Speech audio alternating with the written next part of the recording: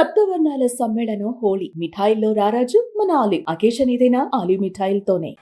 ముందుగా నేను 11 సంవత్సరాల క్రితం పార్టీ పెట్టినప్పుడు ఈరోజు మీకు డేటాలు చెప్పను, ఎన్డీఏ ప్రభుత్వం గురించి వీటిని చెప్పను. నేను మీతోటి 11 సంవత్సరాలు పార్టీని ఎలా నడిపాం, ఏ బేసిస్తో నడిపాం, నా కష్టాలేంటి, నేను పడ్డ ఇబ్బందులేంటి కొన్ని పంచుకుంటాను. అన్నీ పంచుకుంటే సంవత్సరం కావాలి. నేను ఓటమిలు ఎలా ఉంటాను, గెలుపులు ఎలా ఉంటాను, మీరు నా గుండెల్లో పెట్టుకున్న వాళ్ళు, మీరందరూ నా గుండెల్లో పెట్టుకున్నాను. మీకు మించిన కుటుంబం నాకు లేదు.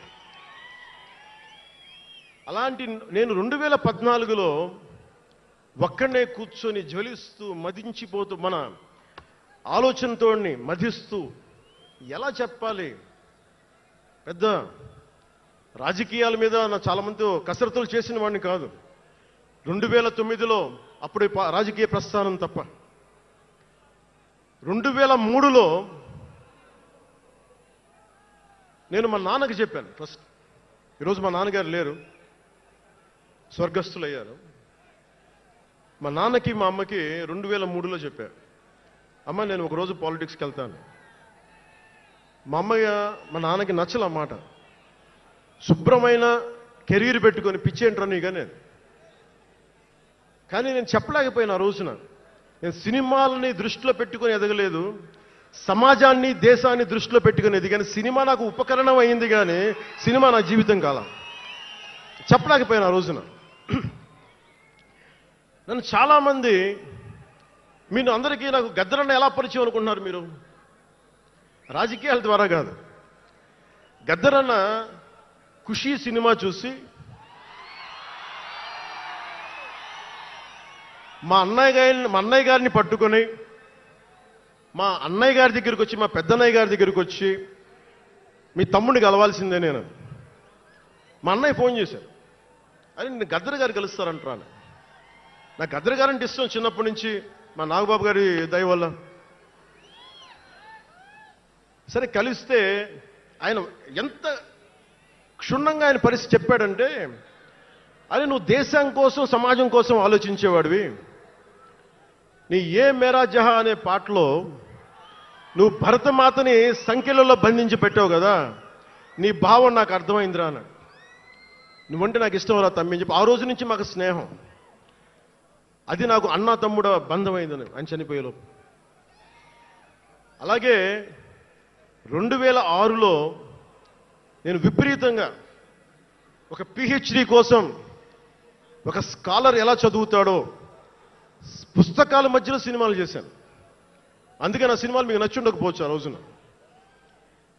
కానీ నా జ్వలనాన్ని ఎక్కడో ఢిల్లీలో కూర్చొని ఒక్కళ్ళు, ఢిల్లీ యూనివర్సిటీలో పనిచేసే ఒక ప్రొఫెసర్, ప్రకాశం జిల్లాకు చెందిన వ్యక్తి, నాకు తెలియదు ఆయన ప్రకాశం జిల్లా వ్యక్తి. నా రోజున ఆయన వచ్చి మిమ్మల్ని కలవాలని చెప్పి ఒక నెల రోజులు నా వెంట పడితే ఆయన కలిశారు. ఆయన వచ్చి నన్ను ఒకే ఒక మాట అడిగారు 2006లో, మీరు రాజకీయాల్లోకి వస్తారా? బహుజన సిద్ధాంతం మేము ముందుకెళ్తాం. చాలామంది అడిగి నన్ను పంపించారు, మీరు సంసిద్ధం అంటే నేను మాట్లాడతాను, నేను కదుపుతానంటే. ఆ రోజున నాకు ఇంకా మెచ్యూరిటీ లేదు. ఒక కుటుంబాన్ని నడపడానికే చాలా శ్రమ పడాలి. ఒక కుటుంబాన్ని ఏకతాటిపైన తీసుకురావాలంటే నేను కష్టపడాలి. ఒక సినిమా చేయాలంటే నేను ఇంత కష్టపడాలి. ఇన్ని కోట్ల మందికి సంబంధించిన జీవితాన్ని ఒక భావంతో కట్టిపడేయాలంటే నాకు ఇంకా అంత మెచ్యూరిటీ లేదు. మెచ్యూరిటీ వచ్చిన రోజున మీకు తెలియజేస్తానని చెప్పాను.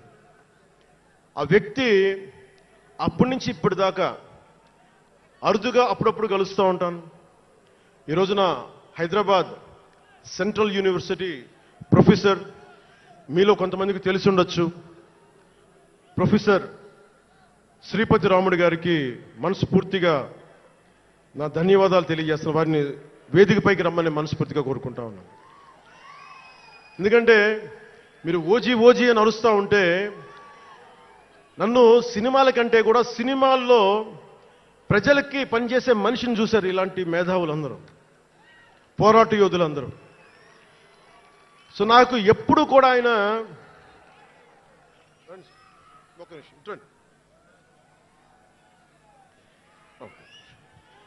ప్రొఫెసర్ గారు మన జనసేన పార్టీ కాదు, ఆయన ప్రొఫెసరే. బహుజన సిద్ధాంతాల కోసం, అంబేద్కర్ ఆశయాల కోసం, అణగారిన వర్గాల కోసం నిలబడ్డ వ్యక్తి. ఆయన చాలామంది విద్యార్థుల్ని పిహెచ్డీలకి సిద్ధం చేసే వ్యక్తి. మన దగ్గరున్న బేతపూడి విజయ్ కుమార్ గారు కూడా ఆయన శిష్యుడే. ఇలాంటి శిష్యులు ఎంతమంది తయారు చేసి ఆయన జనసేన ఎప్పుడు నాకు అండగా ఉంటారు. ఓడిపోయినా నిలబడ్డా ఎప్పుడైనా సరే నమ్మకం ఏంటంటే మీరు ఉండాలి, మీరు రాణించాలని నిరంతరం తప్పించే శ్రీపతి రాముడు గారికి నేను ఇవ్వగలిగేది ఒకటే, నా గుండెల నుంచి ప్రేమ ఇవ్వగలను.